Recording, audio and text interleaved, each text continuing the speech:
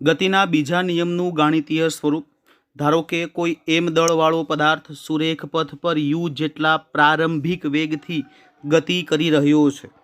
હવે ટી જેટલા સમયની અંદર એટલે કે અમુક સમય પછી એ પદાર્થ અચળ પ્રવેગી ગતિ પ્રાપ્ત કરે છે. કોની હેઠળ? તો કે એના પર બળ લાગે છે, એટલે કે બળ એફની અસર હેઠળ તે વી જેટલો વેગ પ્રાપ્ત કરે છે.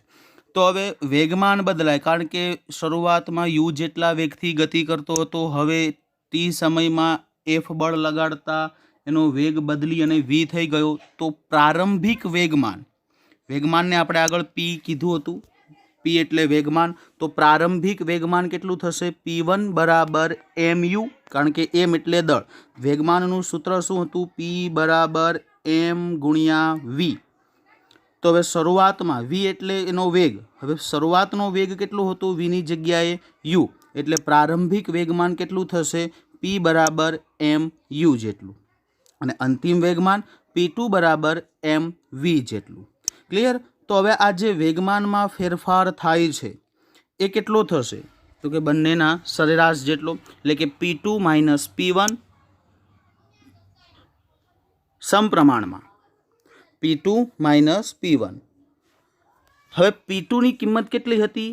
mv, એટલે mv માઇનસ P1ની કિંમત mu.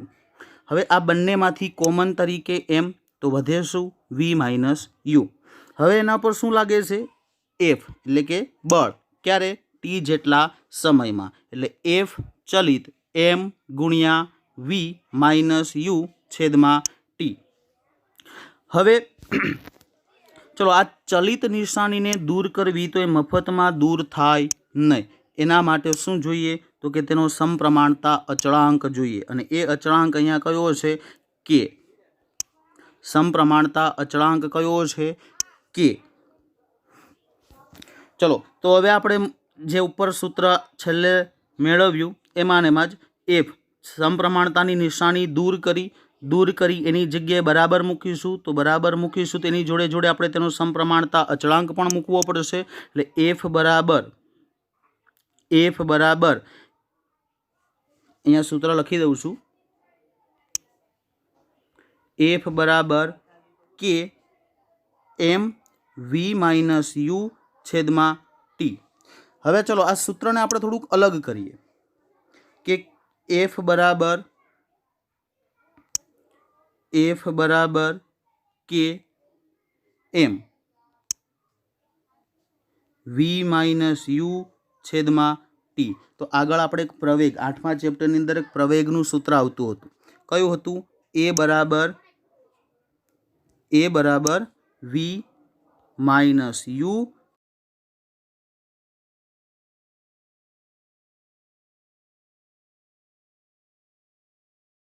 છેદમાં ટી છે. એની જગ્યાએ આપણે શું મૂકી દઈએ? એ. તો આગળ કઈ વસ્તુઓ, કયા પદ વધ્યા છે? તો એફ બરાબર કે એમ એ. હવે એમાંથી કેનું મૂલ્ય જે આપણે અચળાંક લીધો કે બરાબર એ કેટલો છે? 0 છે. સોરી, કે બરાબર 0 નહીં, 1 મિનિટ. કેનું મૂલ્ય છે 1. સોરી, કે બરાબર કેટલા છે? 1. તો હવે આપેલા સૂત્રની અંદર કોઈ પણ પદનો એક સાથે ગુણાકાર થાય તો એનું મૂલ્ય બદલાતું નથી, જેમ છે તેમનું તેમ રહે. એટલે આપણે ફાઇનલ સૂત્ર આપણને મળ્યું છે એફ બરાબર એમ ગુણ્યા એ. આ ગતિના બીજા નિયમનું ગાણિતીય સ્વરૂપ છે. ક્લિયર? આગળ હવે એ જે સૂત્ર ઉપરથી આપણે એનો એસઆઈ એકમ નક્કી કરીએ તો બહુ સહેલો છે. એફ બરાબર એમ ગુણ્યા એ.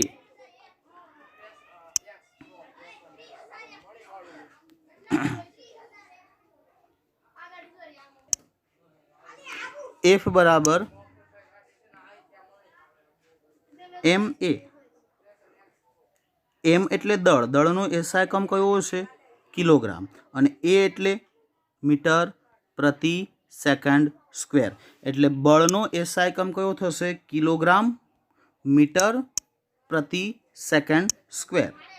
કિલોગ્રામ મીટર પ્રતિ સેકન્ડ સ્ક્વેર. પરંતુ આપણે તેને એન સંજ્ઞા વડે પણ દર્શાવી શકીએ છીએ. ગતિના બીજા નિયમ બળને આપણે એન એટલે કે ન્યૂટન વડે પણ દર્શાવી શકીએ ન્યૂટનની યાદમાં.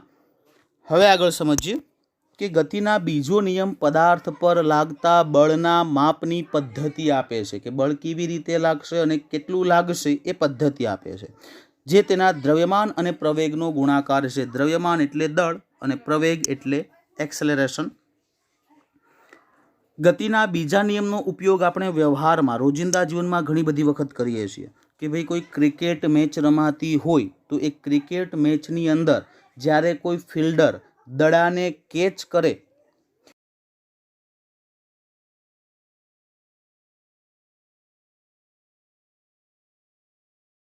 મૂલ્ય ક્યારે વધે કે જ્યારે તેનો વેગ વધે ત્યારે. દળ અને વેગ બંનેનો ગુણાકાર થાય એટલે બળનું મૂલ્ય કેવું થાય? વધારે થાય. ચલો હવે ધીમે ધીમે હું વેગને ઘટાડું ધીમે ધીમે તો બળનું મૂલ્ય પણ કેવું થશે? ઘટી જશે. બસ એટલા માટે જ એ જ્યારે ફિલ્ડર કેચ કરે ત્યારે શું કામ કરે છે? દડાને હાથમાં પકડી એકદમ આમ ઝાટકા સાથે નથી પકડી લેતો, પણ એના હાથને પાછળની તરફ લઈ જાય છે. શું કામ? પાછળની તરફ લઈ જશે એટલે એ દડો એનો વેગ ધીમે ધીમે ઘટશે, જેથી કરીને એના પર લાગતું બળ ઓછું થઈ જાય અને છેલ્લે તે શૂન્ય થઈ જાય. આમ કેચ પકડવા માટે વધારે બળ લગાડવું પડશે નહીં. કેચ કરશે એટલે ફિલ્ડરના હાથ ઉપર વધારે બળ લાગશે નહીં, જેથી કરીને ફિલ્ડરને કોઈ ઈજા થાય નહીં. બીજું ઉદાહરણ છે ઊંચી કૂદની રમતમાં. તો ખેલાડી ગાદલા ઉપર પડે. કેમ? તો કે એના પર પડશે એટલે એનું જે મૂલ્ય જે ગતિનું મૂલ્ય છે એ ધીમે ધીમે શૂન્ય થશે, જેથી કરીને તેના પર લાગતું બળનો પ્રભાવ એટલે કે બળનું મૂલ્ય કેવું થશે? ઓછું લાગશે, જેથી કરીને તેને નુકસાન થાય નહીં. એવી જ રીતે કરાટેનો કોઈ ખેલાડી હોય તો એ કરાટેનો ખેલાડી એક જ ઝાટકામાં ઈંટને તોડી નાખે છે અથવા તો બરફની પાટને પણ તોડી નાખે. શું કામ એવું કરે છે? કારણ કે એની સ્પીડ ઝડપ વધે. ઝડપ વધે એટલે બળ પણ કેવું થાય? વધે. બળ વધે તો એનો પ્રભાવ પણ વધે. એટલે આપણે કરાટેમાં માસ્ટર તરીકે ઓળખાય તો એ બ્રુસ લી, કદાચ ઓળખતા હશો તમે બધા. એવું કહેવામાં આવે છે કે બ્રુસ લી જ્યારે કોઈ બ્રુસ લી પર કોઈ મૂવી શૂટ કરવાનું હોય ત્યારે તે પંચ સેકન્ડના અડધા ભાગમાં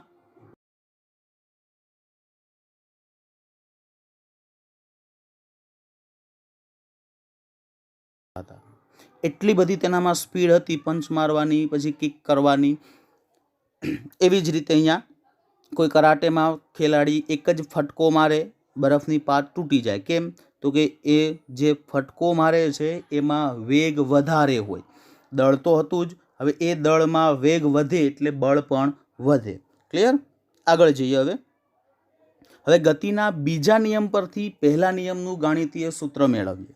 હવે તમને થાય કે પહેલાં જ ન મળે પણ એને થોડીક લાંબી પ્રોસેસ કરવી પડે, એટલે આપણે ટૂંકી પ્રોસેસમાં જઈએ. ચલો, અત્યાર સુધી આપણે એવું જોયું કે ભાઈ લાંબા સૂત્ર મતલબ કે પ્રશ્નમાંથી જવાબ બનાવવાનો છે. હવે જવાબમાંથી ફરીથી પ્રશ્ન અને એ પ્રશ્ન આપનો જવાબ થશે. તો ગતિનું બીજું નિયમનું સૂત્ર કયું હતું? F = ma. ચલો હવે એની અંદર એ એટલે v - u છેદમાં t. આ ટીનો હું ગુણાકાર f સાથે કરું, ટીને f સાથે ગુણવામાં આવે તો શું બનશે? ft બરાબર, હવે અંદર બંનેનો શું કરી દઈશું? ગુણાકાર, એમનો v સાથે અને એમનો u સાથે, એટલે ft બરાબર mv - mu. આનો મતલબ એવો થયો કે જ્યારે બળ જ શૂન્ય હોય તો હવે સ્વાભાવિક છે બળ જ નથી લાગતું, તો બળ સાથેનું પદ કયું છે? સમયનું. તો એક પદ શૂન્ય હોય અને બીજું પદ ગુણાકારમાં હોય તો ઓટોમેટિક બધા પદ કેવા થઈ ગયા? શૂન્ય. એટલે કે બળ જ શૂન્ય હોય તો વધ્યું શું? પદાર્થ જે પણ ગતિ કરતો હોય એ ગતિ ચાલુ રાખે. એટલે કે v બરાબર u, એટલે કે જો પદાર્થ u જેટલા વેગથી ગતિ કરતો હશે તો u જેટલા, અને v વેગથી ગતિ કરતો હશે તો v વેગથી. u એટલે પ્રારંભિક અને v એટલે અંતિમ વેગથી ગતિ કરતો રહેશે. ક્લિયર? તો આ વર્ષે તમારા અભ્યાસક્રમની અંદર આટલું જ ચેપ્ટર છે, ગતિના ત્રીજા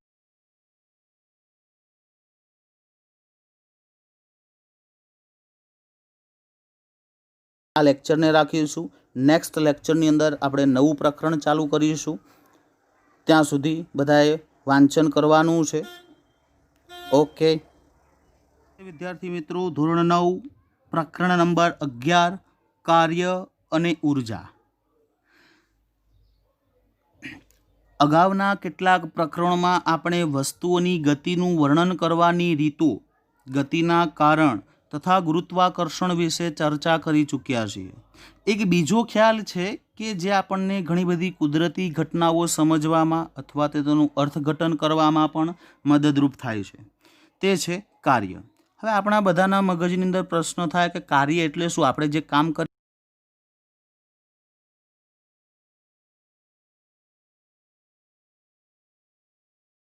સાથે સંબંધ ધરાવીએ એવું કહીએ છીએ. તો કાર્ય, ઉર્જા અને પાવર આ ત્રણ એકબીજા સાથેનો ગાઢ સંબંધ ધરાવે છે, જેનો આપણે આ પ્રકરણની અંદર અભ્યાસ કરવાનો છે. બધા સજીવોને ખોરાકની જરૂરિયાત હોય, જે આપણને નાનપણથી કહેવામાં આવે છે કે ખોરાક છે તો સજીવ છે. જીવિત રહેવા માટે આપણે અનેક મૂળભૂત ગતિવિધિઓ કે શારીરિક કાર્ય પણ કરવા પડે છે. આ ગતિવિધિઓને આપણે જૈવિક પ્રક્રિયા કહીએ છીએ. હવે જૈવિક પ્રક્રિયાની વ્યાખ્યા 10મા ધોરણની અંદર 6થું ચેપ્ટર છે આખું જૈવિક પ્રક્રિયાઓ. પણ અહીંયા હું શબ્દ છે તો એની વ્યાખ્યા આપી દઉં કે જૈવિક પ્રક્રિયા એટલે સજીવને જીવંત રહેવા માટે જે પ્રક્રિયા કરતો હોય સજીવ, તે બધી જ પ્રક્રિયાઓને જૈવિક પ્રક્રિયા કહેવાય. હાથ પગ હલાવવા, ખાવું, આ બધી પ્રક્રિયાઓ જૈવિક પ્રક્રિયાઓ છે. આ બધા કાર્ય માટે શું જોઈએ? ઉર્જા જોઈએ. હવે આપણે ચાલવું છે તો એના માટે ઉર્જા જોશે. ગાવું છે, ભણવું છે, રમવું છે, વિચારવું, કૂદવું, દોડવું, સાયકલ ચલાવવી, ટૂંકમાં આ બધી પ્રક્રિયાઓને કરવા માટે આપણને ઉર્જાની જરૂર પડે છે. પ્રાણીઓ તેમના રોજિંદા કાર્યમાં વ્યસ્ત રહે છે. જેમ કે કૂતરાઓ દોડે છે, તેઓ લડે છે, પોતાના દુશ્મનોથી દૂર ભાગે છે, ખોરાકની શોધખોળ કરે છે, રહેઠાણ માટેની જગ્યા શોધે છે, પછી અમુક પ્રાણીઓ ભાર ઊંચકે છે, ગાડું ખેંચે, ખેતર ખેડવાનું કામ કરે છે. તો આ બધી ક્રિયાઓની અંદર ઉર્જાની જરૂરિયાત છે. હવે મશીન વિશે તો તમે વિચારો છો, મશીન એટલે મશીન પણ કામ જ કરે છે, પણ એને પણ ઉર્જાની જરૂરિયાત છે જ. કે એ ઉર્જા તેને ક્યાંથી પ્રાપ્ત થાય છે? તો કે ઈંધણમાંથી. ઈંધણ શું કામ કરશે? ઉર્જામાં કન્વર્ટ કરશે. એ મશીનને જે રીતે ઉર્જા જોઈતી હોય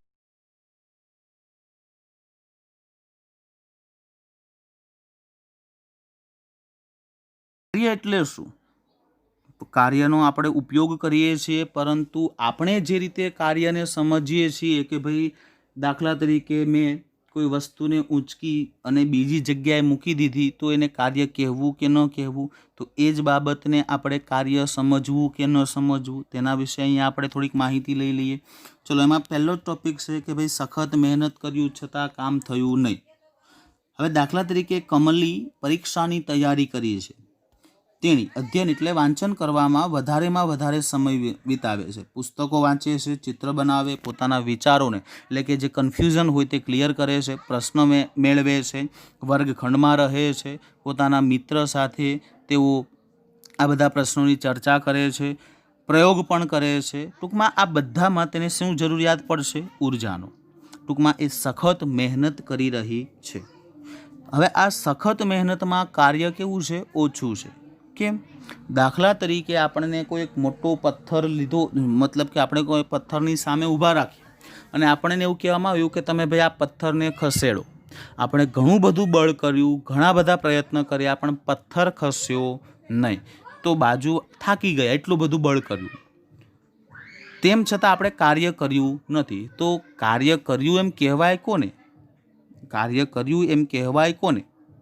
તો એ જ આપણે સમજવાનું છે કે કાર્ય થયું એમ ક્યારે કહેવાય. હવે આ પથ્થરને આપણે ધક્કો માર્યો, થાકી ગયા, બધું કર્યું.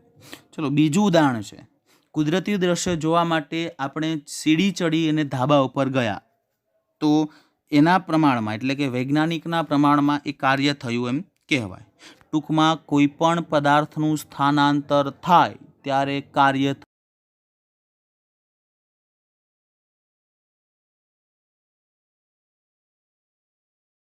જે કે કાર્ય કર્યું છે નહીં. એમાંથી કાર્યની વ્યાખ્યા કઈ છે? તો કે જ્યારે પણ પદાર્થનું સ્થાનાંતર થયું, વસ્તુનું સ્થાનાંતર થયું, ત્યારે કાર્ય કર્યું તેમ કહેવાય. જો આ સિવાયની અન્ય કોઈ પ્રવૃત્તિમાં હોય જે આપણે કાર્ય કરતા હોય પણ જો પદાર્થનું સ્થાનાંતર નહીં થાય તો આપણે તેને કાર્ય થયું તેમ કહેવાશે નહીં. ક્લિયર? આગળ જઈએ. પ્રવૃત્તિ છે. ઉપર જણાવેલા ફકરાની આપણે ચર્ચા કરીએ તો કઈ વસ્તુ પર કાર્ય થયું તેમ કહેવાય કે જ્યારે એના પર બળ લાગ્યું અને એ જ બળ દ્વારા પદાર્થનું સ્થાનાંતર થયું ત્યારે કાર્ય થયું તેમ કહેવાય. બીજો પ્રશ્ન છે કે વસ્તુ પર કઈ ક્રિયા થઈ? બળ લગાડવાની ક્રિયા થઈ. કોણ કાર્ય કરી રહ્યું છે? જે બળ લગાડે છે તે કાર્ય કરી શક્યું તે કાર્ય કરે છે. ક્લિયર? હવે કાર્યની વૈજ્ઞાનિક સંકલ્પના કઈ છે? અત્યાર સુધી આપણે જુદા જુદા પ્રશ્નો ઉપર વિચાર કર્યો. હવે કાર્યની વૈજ્ઞાનિક સંકલ્પના એટલે કે સાયન્ટિફિકલી કન્સેપ્ટ આપવાનો છે. આપણે વિજ્ઞાનના દ્રષ્ટિકોણથી આપણે જોઈએ તો કાર્ય કેવા પ્રકારે જોઈએ એને સમજવા માટેનો વિચાર કરીએ. કોઈ સપાટી પર રાખેલા એક લીસા કાંકરાને ધક્કો મારો, થોડુંક અંતર કાપશે, બળ લગાડ્યું જેનાથી એનું સ્થાનાંતર થયું. આ સ્થિતિમાં કાર્ય થયું તેમ કહેવાય. હવે કોઈ છોકરી છે ટ્રોલી ખેંચી રહી છે, ટ્રોલી ખેંચાઈ રહી છે એટલે કે બળ લગાડે છે, બળ લગાડ્યું એટલે એ ખેંચાયું, સ્થાનાંતર થયું એટલે કાર્ય થયું તેમ કહેવાય. એક પુસ્તકને ઉપાડો અને તેને છોડી દો તો હવે પુસ્તક નીચે પડી જશે તો કાર્ય થયું તેમ કહેવાય, કારણ કે સ્થાનાંતર થયું. એટલે કે કાર્ય કરવા માટેની બે પરિસ્થિતિઓ છે. પહેલું કે વસ્તુ ઉપર બળ લાગવું જોઈએ અને એ જ બળ દ્વારા વસ્તુનું સ્થાનાંતર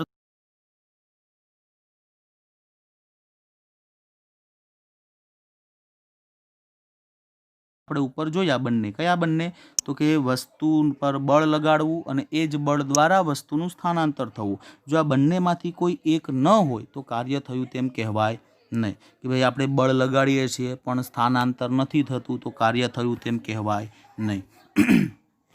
બીજી પ્રવૃત્તિ, ચલો એક અહીંયા આપેલું છે, એક બળદ ગાડું ખેંચી રહ્યો છે તો બળદ ગાડા ઉપર બળ લગાડે છે, ગાડું ખેંચાય છે, સ્થાનાંતર થયું? હા થયું, તો એને કાર્ય કહી શકાય છે. હવે પ્રવૃત્તિ 11.2 તમારા રોજિંદા જીવનની કેટલીક ઘટનાઓ પર વિચાર કરો, તેની સૂચિ બનાવો કે જેમાં કાર્ય સામેલ હોય.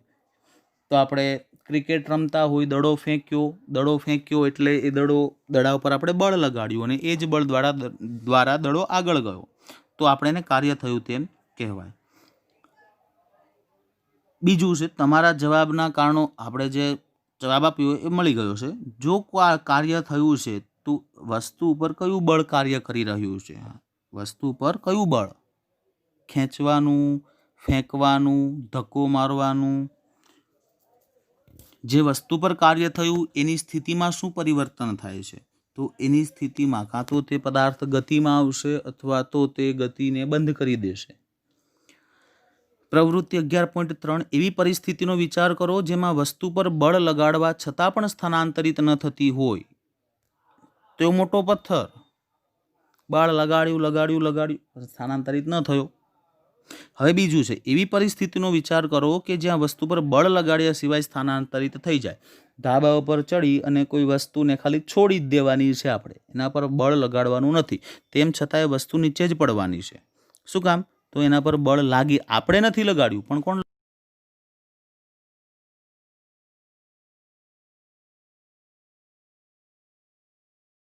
અચળ બળ દ્વારા થયેલું કાર્ય. એ અચળ બળ દ્વારા થયેલા કાર્યને આપણે નેક્સ્ટ લેક્ચરની અંદર અભ્યાસ કરીશું, આવતા વિડીયોની અંદર. ત્યાં સુધી વાંચન કરશે બધા વિદ્યાર્થી મિત્રો. ઓકે.